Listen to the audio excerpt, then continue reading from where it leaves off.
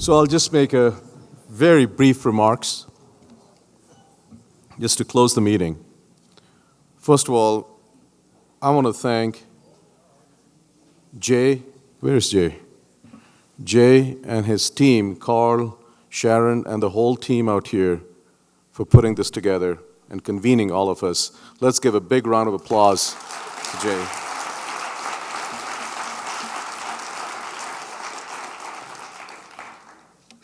In the past years, the closing remarks were given by Secretary Shultz, but he couldn't make it this time because of a conflict. And I think you'll all agree it'll be an effort in futility, or should I say stupidity, for anyone trying to do a Secretary Shultz. So when I was asked to make these concluding remarks, what I did was what I thought would be the smart thing to do, is to talk to Secretary Shultz.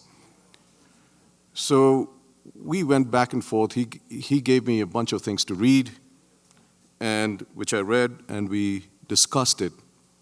And what I'm going to say is perhaps what, in a collaborative way, let me offer to represent what he's thinking.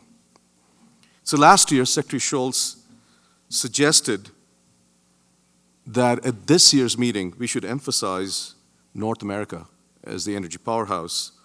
And as you can see, that theme has certainly been emphasized. I think it's very important. And we saw some of the dramatic changes that are happening in Mexico, which are, I think, absolutely phenomenal. So where do we go from here? So let me offer some numbers into the scale of North American partnership. Number one, Canada, US, and Mexico represents about 25% of the global GDP. The global GDP is about $80 trillion. 25% is right here. If you look at the goods and the imports from Canada to the United States, about 25% is value added from the United States. If you look at the imports to the United States from Mexico, that number, the US value add, is about 40%. This is a win-win proposition. And if you compare that to the imports from China, the US value add is about 4.2%. So you can see the value of a regional partnership out here. There are 230 or 231 million people per year who travel across the border. Almost the population of the United States who cross the border on an annual basis, most of them on a daily travel between US and Mexico. There's no net immigration from Mexico. We're worried about the wrong border. It's the southern border in Mexico that one needs to care about. There's $6.6 trillion in total exports and imports, and the energy trade is about $65 billion from US and Mexico, $100 billion US and Canada. So the point is, this American partnership is big. And this partnership has a very light touch from the government, as it should be. We respect each other's sovereignty. There's no one asking or forcing down austerity measures in any country, which is very important.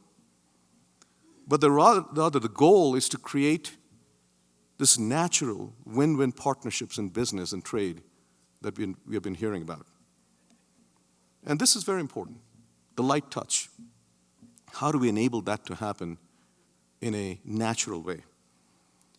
So we've heard about the North American as an energy powerhouse, but this is I would say, this is so big, 1 year is not enough.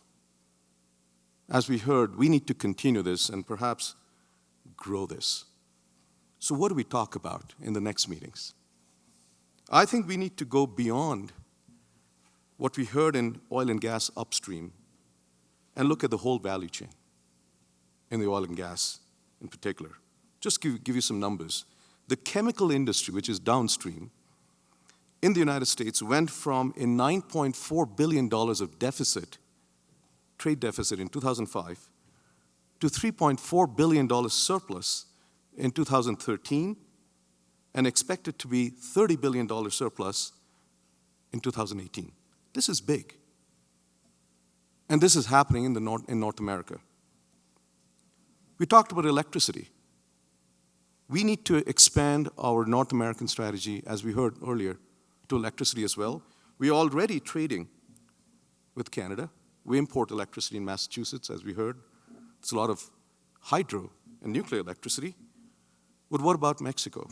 We heard about that too. There's a tremendous opportunity to look at low-cost renewables in Mexico that we can benefit from because the demands and supplies of electricity are such that if you expand it, we can be cheaper and we can balance it easier.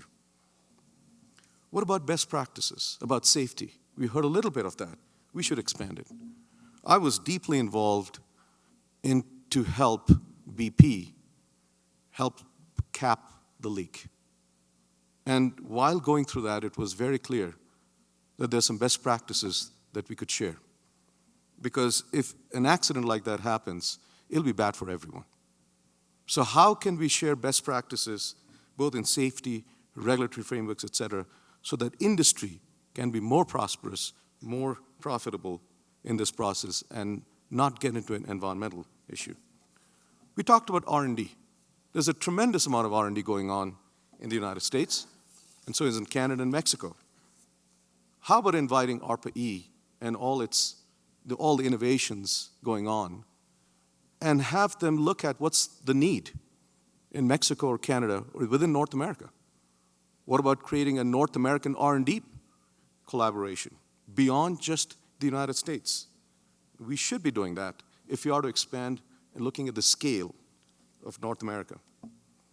And because there may be opportunity for early stage offtake from the research done over here so that someone else can benefit elsewhere. There was a bit of discussion on education. I think this is very important. Now that Mexico has opened up the market in oil and gas, you need people. And we are at Stanford at an educational institution.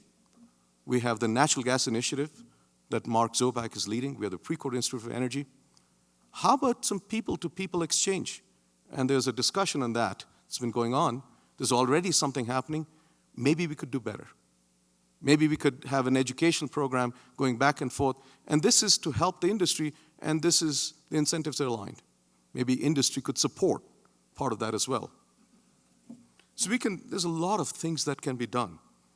Finally, on the government side, and by the way, all of the previous things that I talked about doesn't need the government. We could do it now. On the government side, I think we heard the uniformity in the policy frameworks on energy efficiency, appliance standards, on the emissions standards. If we get some level of uniformity, trade will happen even better. So I think this is something we should look at. The other one that I did not know enough about, which I learned through my reading that Secretary Schultz suggested.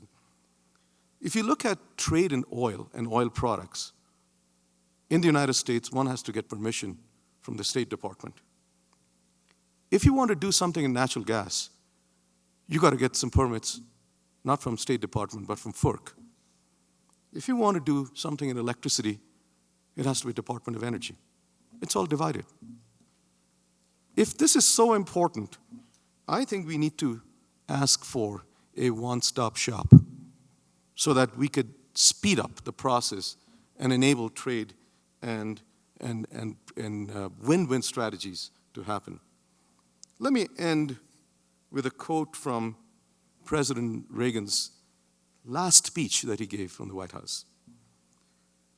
We lead the world because, unique among other nations, we draw our people, our strength from every country, from every corner of the world.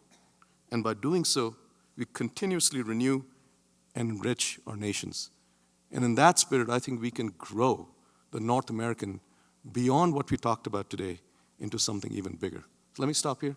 Thank you all for coming. This has been wonderful, terrific meeting.